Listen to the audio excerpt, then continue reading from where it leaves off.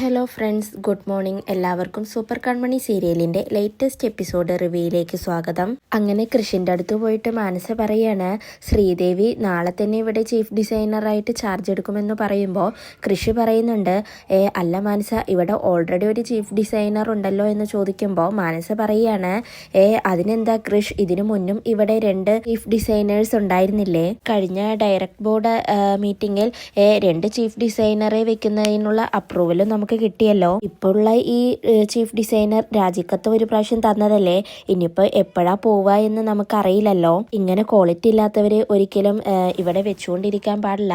ഇവിടുന്ന് എത്രയും പെട്ടെന്ന് തന്നെ ചവിട്ടി പുറത്താക്കണമെന്ന് പറയുമ്പോൾ കൃഷിന് നല്ല ദേഷ്യം വരുന്നുണ്ട്.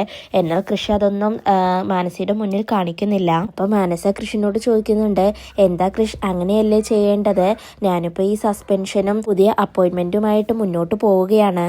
ഇതിന് രണ്ടിനും MD-യുടെ അപ്രൂവൽ വേണം. അതിനുവേണ്ടി കൃഷി സൈൻ ചെയ്യണമെന്ന് പറഞ്ഞിട്ട് കൃഷിയിൽ നിന്നും സൈൻ വാങ്ങുകയാണ് മാനസ. കൃഷി ഒപ്പുവയ്ക്കുന്ന സമയത്ത് മാനസ വിചാരിക്കുന്നുണ്ട്, എന്റെ ഇഷ്ടക്കാർക്കെതിരെ നിന്നെ കൊണ്ട് തന്നെ ഞാൻ ഒപ്പ് വാങ്ങിപ്പിക്കുമെടാ എന്ന് മനസ്സിൽ വിചാരിക്കുകയാണ്. അതിനുശേഷം മാനസ കൃഷിനോട് thank you and love you എന്ന് പറഞ്ഞിട്ട് കൺമണിയെ നോക്കിക്കൊണ്ട് പോകുന്നുണ്ട്. പിന്നീട് കൃഷി സാറിനോടും മഹിയോടും പോയിട്ട് കാര്യങ്ങളെല്ലാം പറയുന്നുണ്ട്.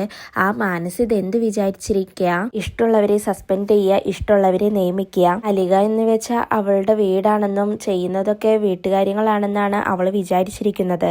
സാർ, ഞാൻ എന്തായാലും ഒരു കാര്യം പറയാം. എന്തായാലും ഇതെല്ലാം ഒരു കുഴപ്പത്തിലേക്കാണ് പോകുന്നത്. എന്റെ ക്ഷമ എപ്പോഴാണ് നശിക്കുന്നത് എന്ന് എനിക്കറിയില്ല എന്ന് പറയുമ്പോൾ സാർ പറയുകയാണ്, എപ്പോൾ നിന്റെ ക്ഷമ നശിക്കുന്നുവോ അപ്പോൾ നിന്റെ കുഴപ്പങ്ങളും തുടങ്ങും. കൃഷ്, നീ എന്തായാലും ഇപ്പോൾ സമീപനം പാലിച്ചേ മതിയാവുള്ളൂ. മാനസിയെടുത്തുന്ന 2 തീരുമാനങ്ങൾക്കും നടപ്പിലാക്കേണ്ടത് സാഗറായിരുന്നു. സാഗർ ഇവിടെ ഇല്ല, അതുകൊണ്ട് നീ ഇപ്പോൾ സമീപനം പാലിച്ചേ മതിയാവൂ. ഞാനിപ്പോൾ ചെയ്യേണ്ടത് കൺമണിയെ ഏതെങ്കിലും തരത്തിൽ എന്തെങ്കിലും നൂലാമാലകൾ ബാധിക്കുന്നുണ്ടെങ്കിൽ അതെല്ലാം എത്രയും പെട്ടെന്ന് തന്നെ നീക്കണം. അതൊന്നും മാനസിയുടെ കണ്ണിൽ പെടാതെയോ ശ്രദ്ധയിൽ പെടാതെയോ നീയെ സൂക്ഷിക്കണം. എങ്കിൽ മാത്രമേ നമുക്ക് കൺമണിയെ രക്ഷിക്കാൻ പറ്റൂ. അപ്പോൾ കൃഷി പറയുന്നുണ്ട്, കൺമണിക്ക് എന്തെങ്കിലും സംഭവിക്കട്ടെ, അപ്പൊ ഞാൻ ആ മാനസിയെ കാണിച്ചു കൊടുക്കാമെന്ന് പറയുമ്പോൾ ദേവസാറ് പറയുന്നുണ്ട്, എന്റെ കൃഷി നീയും നടങ്ങ്, ഈ എടുത്തുചാട്ടമാണ് നിന്റെ കുഴപ്പം. ഇതൊരു ചെസ് കളി പോലെയാണ്. നിശബ്ദമായിട്ട് വേണം കരുനീക്കങ്ങൾ ചെയ്യേണ്ടത്. പഴുതില്ലാത്ത വിധം ചെക്ക് ചെയ്ത് പൂട്ടണം. അതുകൊണ്ട് നീയൊന്ന് ക്ഷമിക്കേ എന്ന് ദേവസാറ് പറയുമ്പോൾ കൃഷി പറയുന്നുണ്ട്, പാവം അമ്മായിമാര്, അവരെ സസ്പെൻഡ് ചെയ്തില്ലേ ആ മാനസ എന്ന് പറയുമ്പോൾ ദേവസാറ് പറയുന്നുണ്ട്, അവർക്ക് ഈ ഒരു ചെറിയ ശിക്ഷ കിട്ടേണ്ടതായിരുന്നു. ഇനി അവര് ജോലിയിൽ കുറച്ച് ഉത്തരവാദിത്തങ്ങളൊക്കെ കാണിക്കും. നീ എന്തായാലും ഇതിലിഞ്ഞ് ഇടപെടാൻ പോവണ്ട, സസ്പെൻഷൻ ചിലപ്പോൾ ഡിസ്മിസൽ ആവും എന്ന് ദേവസാറ് പറയുമ്പോൾ കൃഷി പറയുന്നുണ്ട്, പുതിയ ഡിസൈനറെ വെക്കുന്ന കാര്യത്തിൽ ദേവസാറിന്റെ അഭിപ്രായം എന്താ എന്ന് ചോദിക്കുമ്പോൾ ദേവസാറ് പറയാണ്, അതും നിന്റെ തെറ്റ് തന്നെയാണ്. അന്ന് നീ കൺമണിക്കെതിരെ നടത്തിയ ബഹളം കാരണം കൊണ്ടാണ് ഇന്ന് ഇതെല്ലാം സംഭവിച്ചത്. എന്തായാലും പുതിയ ഡിസൈനർ വരട്ടെ എന്ന് ദേവസാറ് പറയുന്ന സമയത്ത് കൃഷി പറയാണ്, പുതിയ ഡിസൈനർ വരുമ്പോൾ കൺമണിക്ക് അത് ക്ഷീണമാകില്ലേ എന്ന് ചോദിക്കുമ്പോൾ ദേവസാറ് പറയാണ്, കൺമണിയേക്കാൾ നല്ല രീതിയിൽ പെർഫോമൻസ് ആ കുട്ടി ചെയ്യുമ്പോഴല്ലേ ക്ഷീണം സംഭവിക്കുള്ളൂ കൺമണിക്ക്. എന്നെ സംബന്ധിച്ച് കൺമണിയെ പോലെ വേറൊരു നല്ല കലാകാരിയില്ല.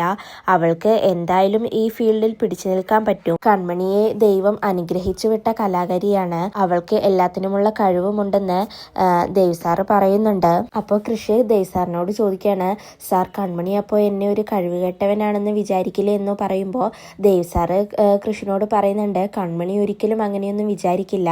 അവള് നല്ല മനസ്സുള്ള ഒരു കുട്ടിയാണ്. പിന്നെ ചിലപ്പോൾ അമ്മായിമാരുടെ സസ്പെൻഷൻ അത് ചിലപ്പോൾ ഒരു വിഷയമാകും. പുതിയതായി വരുന്ന ചീഫ് ഡിസൈനറെ അവൾ എന്തായാലും 2 കൈകളും നീട്ടി സ്വീകരിക്കും, അതെന്തായാലും ഉറപ്പാണ്. ഇനിയിപ്പോൾ അമ്മായിമാർക്ക് കൂടി അവകാശപ്പെട്ട ആ വീടിനെ ചൊല്ലി തർക്കം കൂടും. അവിടെ നിനക്ക് ഇടപെടാൻ സാധിക്കും. നീ വേഗം അവൾക്ക് ഒരു ലോൺ ശരിയാക്കി കൊടുക്കുക എന്ന് സാറ് പറയുമ്പോൾ മഹി പറയുന്നുണ്ട്, അതിൽ ചെറിയൊരു പ്രശ്നമുണ്ട് സാർ. ഇവിടെ ബോർഡ് ഡയറക്ടേഴ്സ് ഒപ്പിടണം. ഇവിടെ ബോർഡ് ഡയറക്ടർ വന്നിട്ട് ആന്റിയമ്മയാണ്. ആന്റിയമ്മയും ജനറൽ മാനേജറായ മാനസിയും എന്തായാലും കൺമണിക്ക് ഒപ്പിട്ട് കൊടുക്കുമെന്ന് എനിക്ക് തോന്നുന്നില്ല എന്ന് മഹി പറയുമ്പോൾ കൃഷി പറയാണ്, അവൾക്ക് വേണ്ട ലോണ് ഞാൻ പേഴ്സണലായി കൊടുക്കുക എന്ന് പറയുമ്പോൾ ദേവസാറ് പറയുന്നുണ്ട്, അവൾ ഒരിക്കലും അത് വാങ്ങില്ല. ഒരു ഔദാര്യമോ ദാനമോ ഒന്നും അവൾ സ്വീകരിക്കാൻ തയ്യാറാവില്ല എന്ന് ദേവസാറ് പറയുന്നുണ്ട്. അതിനുശേഷം കൃഷി നേരെ പോയി കൺമണിയെ കാണുന്നുണ്ട്. എന്നിട്ട് കൺമണിയോട് പറയുന്നുണ്ട്, ഞാൻ പേഴ്സണലായിട്ട് നിനക്ക് കുറച്ച് ക്യാഷ് തരാം എന്ന് പറയുമ്പോൾ കൺമണി പറയുന്നുണ്ട്, സാറിന്റെ നല്ല മനസ്സ് എനിക്ക് മനസ്സിലാവുന്നുണ്ട്. എന്നോടുള്ള സ്നേഹം കൊണ്ട് കൊണ്ടാണ് സാർ എനിക്ക് ഈ പണം തരുന്നതെന്ന് എനിക്കറിയാം. പക്ഷേ എനിക്ക് ക്യാഷ് വേണ്ട സാർ, എന്നെ നിർബന്ധിക്കരുത് എന്ന് പറയുമ്പോൾ കൃഷി ചോദിക്കുന്നുണ്ട്, അപ്പോൾ കൺമണിക്ക് ഞാനൊരു അന്യനാണോ എന്ന് ചോദിക്കുമ്പോൾ കൺമണി പറയുകയാണ്, അന്യനാവാതിരിക്കാൻ വേണ്ടിയിട്ടാണ് സാർ ഞാൻ ആ ക്യാഷ് ഇപ്പോൾ വേണ്ടെന്ന് പറയുന്നത്. സാറ് എന്നും എൻ്റെ കൂടെ വേണം. നമ്മുടെ ഈ സ്നേഹബന്ധത്തിനിടയിൽ പണം ഒരു പ്രശ്നമാവരുത്. എൻ്റെ വീട്ടിൽ എൻ്റെ ഏട്ടനായിട്ടും അമ്മായിമാരായിട്ടും ഏട്ടത്തിയായിട്ടും എല്ലാം ഈ പണത്തിൻ്റെ പേരിലാണ് ഞങ്ങളുടെ കുടുംബം ആകെ താറുമാറായത്. സാറിനെ എന്തായാലും ഞാൻ ആ ഒരു രീതിയിലേക്ക് എത്തിക്കില്ല. സാർ ഒരിക്കലും എന്നോട് കണക്ക് പറയില്ലെന്ന് എനിക്കറിയാം. എന്നാലും എനിക്ക് ആ ക്യാഷ് വേണ്ട സാർ എന്ന് കൺമണി പറയുന്ന സമയത്ത് കൃഷി പറയാണ്, മനസ്സിലായി, എന്നെ മറ്റൊരാളായിട്ടല്ലേ കൺമണി കാണുന്നത് എന്ന് പറയുമ്പോൾ കൺമണി പറയാണ്, ഞാൻ അങ്ങനെ വിചാരിക്കുമെന്ന് സാറ് കരുതുന്നുണ്ടോ? പണമെന്ന് വിചാരിക്കുമ്പോഴേ എനിക്ക് പേടിയാണ് സാർ. പേഴ്സണൽ കടങ്ങളൊന്നും എനിക്ക് വേണ്ട സാർ, എനിക്ക് സാറിനെ മാത്രം മതി എന്ന് കൺമണി പറയുന്ന സമയത്ത് കൃഷി പറയാണ്, കൺമണി നീ ഒരു കാര്യം മനസ്സിലാക്കുക, ലോൺ പേപ്പർ സൈൻ ചെയ്യണമെങ്കിൽ അച്ഛൻ വരണം, അല്ലെങ്കിൽ ആൻറ്റമിയോ മാനസിയോ സൈൻ ചെയ്യണം. അവരെന്തായാലും നിനക്ക് സൈൻ ചെയ്ത് തരില്ല. അച്ഛൻ വരുമ്പോഴേക്കും നമുക്ക് വീട് നഷ്ടപ്പെട്ടു പോകും. അത്രയ്ക്കുമുള്ള സാവകാശം നമ്മുടെ മുന്നിലില്ല. വരുണിൻ്റെ കടം എത്രയും പെട്ടെന്ന് തീർക്കുന്നതല്ലേ നല്ലത്. എൻ്റെ പണമെന്ന് വെച്ചാൽ നിൻ്റെ കൂടെ പണമല്ലേ എന്ന് കൃഷി ചോദിക്കുമ്പോൾ കൺമണി പറയുന്നുണ്ട്, അങ്ങനെ പറയാനുള്ള സമയമായിട്ടില്ല സാർ. അതുമാത്രമല്ല, ഇങ്ങനെയൊരു കാര്യത്തിൽ എനിക്ക് ഒറ്റയ്ക്ക് തീരുമാനം എടുക്കാൻ പറ്റില്ല. എൻ്റെ അച്ഛനോട് കൂടി എനിക്ക് ചോദിക്കണം. എൻ്റെ അച്ഛൻ എന്തായാലും ഇതിന് സമ്മതിക്കുമെന്ന് എനിക്ക് തോന്നുന്നില്ല. സാഗർ സാർ എൻ്റെ അച്ഛന് വയ്യാതെ കിടക്കുമ്പോൾ ഹോസ്പിറ്റലിൽ വന്നിട്ട് 10 ലക്ഷം രൂപയുടെ ഒരു ചെക്ക് തന്നതാണ്. എന്നാൽ അന്ന് എൻ്റെ അച്ഛൻ അത് വാങ്ങാൻ കൂട്ടാക്കിയില്ല. അന്ന് സ്നേഹത്തോടെയും നന്ദിയോടുകൂടിയുമാണ് ഞാൻ ആ ക്യാഷ് വേണ്ടെന്ന് സാറിനോട് പറഞ്ഞത്. സാറിനത് മനസ്സിലാവുകയും ചെയ്തു. എനിക്ക് സാറിനെ ജീവിതകാലം മുഴുവനും വേണം സാർ, അതുകൊണ്ടാണ് പറയുന്നത്. എന്നെ നിർബന്ധിക്കരുത് എന്ന് പറഞ്ഞിട്ട് കൺമണി പോകുന്നുണ്ട് കൃഷ്ണന്റെ അടുത്തേക്ക്. അപ്പോഴേക്കും ഇതെല്ലാം കേട്ടുകൊണ്ട് ദേവ് സാർ വന്നിട്ട് കൃഷ്ണനോട് ചോദിക്കുന്നുണ്ട്, അവൾ സമ്മതിച്ചില്ല അല്ലേ? എനിക്കറിയാം, അവൾ കൃത്യമായി കാഴ്ചപ്പാടുള്ള ഒരു പെൺകുട്ടിയാണ് എന്ന് പറയുമ്പോൾ കൃഷ് ഇനി എന്ത് ചെയ്യും സാർ എന്ന് ചോദിക്കുമ്പോൾ ദേവ് സാർ പറയാണ്, വീടിപ്പോൾ വരുണിന്റെ പക്കലാണ്. വീടിപ്പോ വരുൺ വിറ്റ് കഴിഞ്ഞാൽ അത് നമുക്ക് കൺമണിക്ക് വാങ്ങിച്ചു കൊടുക്കാം എന്ന് ദേവ് സാർ പറയുമ്പോൾ കൃഷി ചോദിക്കുന്നുണ്ട്, പക്ഷെ അതിന് അവൻ ആ വീട് വിൽക്കണ്ടേ എന്ന് ചോദിക്കുമ്പോൾ ദേവ് സാർ പറയുന്നുണ്ട്, അവന്റെ കയ്യിൽ നിന്നും ആ വീട് നമ്മുടെ കയ്യിൽ എങ്ങനെയെങ്കിലും എത്തിക്കണം. അത് എത്തിക്കാൻ നമുക്ക് ഒരാളെ ഇറക്കണം എന്ന് ദേവ് സാർ ചോദിക്കുമ്പോൾ കൃഷി ചോദിക്കുന്നുണ്ട്, ആരാ സാർ അതെന്ന്. അപ്പോൾ ദേവ്ജി പറയുന്നുണ്ട്, കരീം സാഹിബ്. അലികയ്ക്ക് പ്രതിസന്ധി വരുമ്പോഴൊക്കെ ഞങ്ങൾ അദ്ദേഹത്തെ വിളിക്കാറുണ്ട്. ചെകുത്താനും മാലാകയും കൂടി ചേർന്ന ഒരു ഇബിലീസാണ് അദ്ദേഹം. ആ ഇബിലീസിനെ കൊണ്ട് മാത്രമേ ഈ പ്രതിസന്ധി മറികടക്കാനാവൂ എന്ന് ദേവ് സാർ കൃഷ്ണനോട് പറയാണ്. അതിനുശേഷം കരീം സാഹിബ് കൺമണിയുടെ വീട്ടിലേക്ക് എത്തുന്നുണ്ട്. സാഹിബിനെ കാണുമ്പോൾ തന്നെ ശ്രീനിവാസനും ധനലക്ഷ്മിയും അമ്മായിമാരും എല്ലാം അകത്തു നിന്ന് പുറത്തേക്ക് വരുന്നുണ്ട്.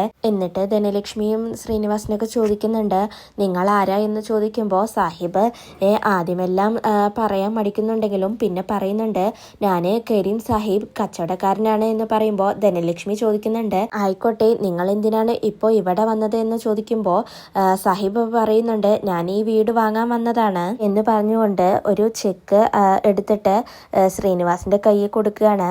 5 ലക്ഷം രൂപയാണ് ടോക്കൺ അഡ്വാൻസ് ആണ് ഇത്.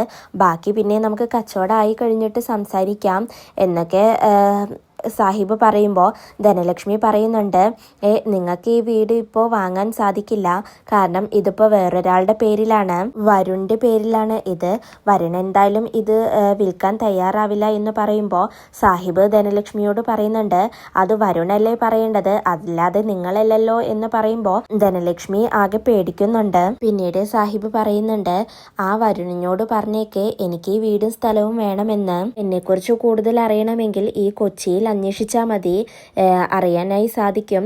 അപ്പോൾ നമുക്ക് വീണ്ടും കാണാമെന്ന് പറഞ്ഞിട്ട് സാഹിബ് പോവുകയാണ്. അതിനുശേഷം ധനലക്ഷ്മി ശ്രീനിവാസനോട് പറയുന്നുണ്ട്, ഉറപ്പാണ് എന്തോ ഒരു കുഴപ്പം വരാൻ പോകുന്നുണ്ട് എന്ന് പറയാണ്.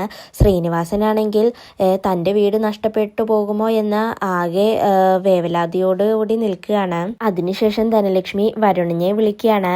എന്നിട്ട് വരുണിനോട്, സാഹിബിനെ അറിയോ, നല്ല പൊക്കത്തിലുള്ള ഒരാളാണ്, അങ്ങനെ ആരെങ്കിലും വരുണിന്റെ കൂട്ടുകാരനായിട്ടുണ്ടോ എന്ന് ചോദിക്കുമ്പോൾ വരുൺ പറയുന്നുണ്ട് എനിക്ക് അങ്ങനെ ഒരാളില്ല എന്ന് പറയുമ്പോൾ വീണ്ടും ധനലക്ഷ്മി ഒന്ന് ആലോചിച്ചു നോക്ക്, ചിലപ്പോൾ വരുണിൻ്റെ കൂട്ടുകാരനായിരിക്കും അതെന്ന് പറയുമ്പോൾ വരുണിന് ദേഷ്യം വന്നിട്ട് വീണ്ടും പറയുന്നുണ്ട് ഞാൻ പറഞ്ഞില്ലേ എനിക്ക് അങ്ങനെ ഒരാളെ അറിയില്ല എന്ന് പറയുമ്പോൾ ധനലക്ഷ്മി പറയുകയാണ് ഞങ്ങൾ അറിയാതെ ഇനി വരുൺ ഈ വീട് വിൽക്കാൻ തീരുമാനിച്ചോ എന്ന് ചോദിക്കുമ്പോൾ വരുൺ പറയാണ് ഞാൻ എന്തിനാ നിങ്ങളറിയാതെ അത് ചെയ്യണം, നിങ്ങളെ അറിയിച്ചുകൊണ്ട് തന്നെ എനിക്ക് ആ വീട് വിറ്റൂടെ, കാരണം ഇപ്പോൾ ആ വീട് എന്റേതാണ്. പക്ഷെ ഞാൻ എന്തായാലും ആ വീട് വിൽക്കാൻ പോകുന്നില്ല. ഹോസ്പിറ്റലിൽ നിന്ന് ഡിസ്ചാർജ് ആയാൽ ഞാൻ നേരെ അങ്ങോട്ടേക്കാണ് വരുന്നത്, ഞാൻ അവിടെ വന്നിട്ടായിരിക്കും പിന്നീടുള്ള താമസം. എന്തായാലും ഞാൻ ഈ കാര്യങ്ങളൊക്കെ അനിരുദ്ധ് സാറിനെ വിളിച്ചൊന്ന് അറിയിക്കട്ടെ, ബാക്കിയൊക്കെ സാറ് നോക്കിക്കോളും എന്ന് പറഞ്ഞിട്ട് വരുൺ ഫോൺ വെക്കാൻ പോകുമ്പോൾ ധനലക്ഷ്മി പറയാണ് മോനെ ഫോൺ വെക്കണ്ട, എനിക്കൊരു കാര്യം പറയാനുണ്ട്. ആ കൺമണിയും അവളുടെ അച്ഛനും തമ്മിൽ പുറത്ത് വെച്ച് കാണാറുണ്ട്,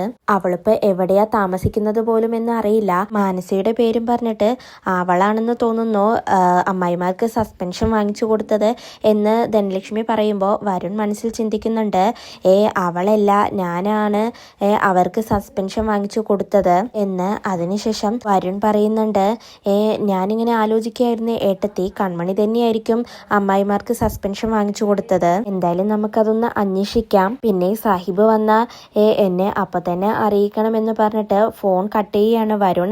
അതിനുശേഷം വരുണിന്റെ അച്ഛൻ വരുണിനോട് ചോദിക്കുന്നുണ്ട് ആരാണ് ഈ കരീം സാഹിബ് എന്ന്. അപ്പോൾ വരുൺ പറയുന്നുണ്ട് ആ വീട് വാങ്ങാൻ വന്ന ആളാണത്, നമ്മളാണെങ്കിൽ ആ വീട് വിൽക്കാനും തീരുമാനിച്ചിട്ടില്ല എന്ന് പറയുമ്പോൾ വരുണിന്റെ അച്ഛൻ പറയുന്നുണ്ട് എന്തോ ഒരു കുഴപ്പമുണ്ട് ഇതില് എന്ന് പറയുമ്പോൾ വരുൺ പറയാണ് എന്തായാലും വരട്ടെ നമുക്ക് നോക്കാം, ആ കൺമണിയാണോ ഇനി അയാളെ പറഞ്ഞയച്ചത് എന്ന് നമുക്കൊന്ന് അന്വേഷിക്കണം എന്ന് വരുൺ പറയുകയാണ്.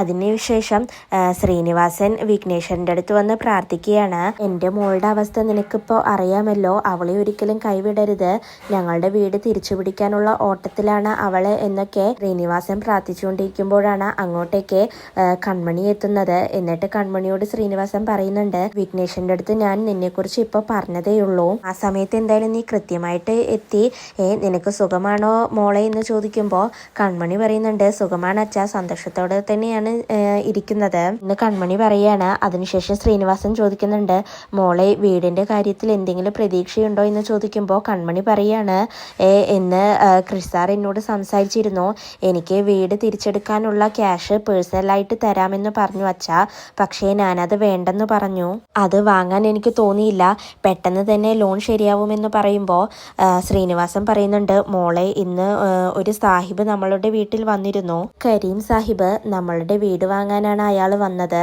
കണ്ടിട്ടൊരു പ്രശ്നക്കാരനാണെന്നാ തോന്നുന്നത്, എത്രയും പെട്ടെന്ന് തന്നെ വരുണിന്റെ കയ്യിൽ നിന്നും ആ വീട് നമ്മൾ തിരിച്ചു പിടിക്കണം മോളെ എന്ന് ശ്രീനിവാസൻ പറയുമ്പോൾ കൺമണി ചോദിക്കുന്നുണ്ട് ഇനി ചിലപ്പോൾ ആ വരുൺ പറഞ്ഞയച്ചതായിരിക്കും അച്ഛ എന്ന് ചോദിക്കുമ്പോൾ ശ്രീനിവാസൻ പറയുന്നുണ്ട് അയാളുടെ സംസാരത്തിൽ നിന്ന് ഒന്നും വ്യക്തമാവുന്നില്ല മോളെ, എന്താ നമുക്ക് ചെയ്യേണ്ടത് എന്ന് അറിയുന്നില്ല എന്ന് പറയുമ്പോൾ കൺമണിക്ക് ആകെ ടെൻഷൻ ആവുന്നുണ്ട്. ഇതോടുകൂടിയാണ് ഇന്നത്തെ എപ്പിസോഡ് അവസാനിക്കുന്നത്.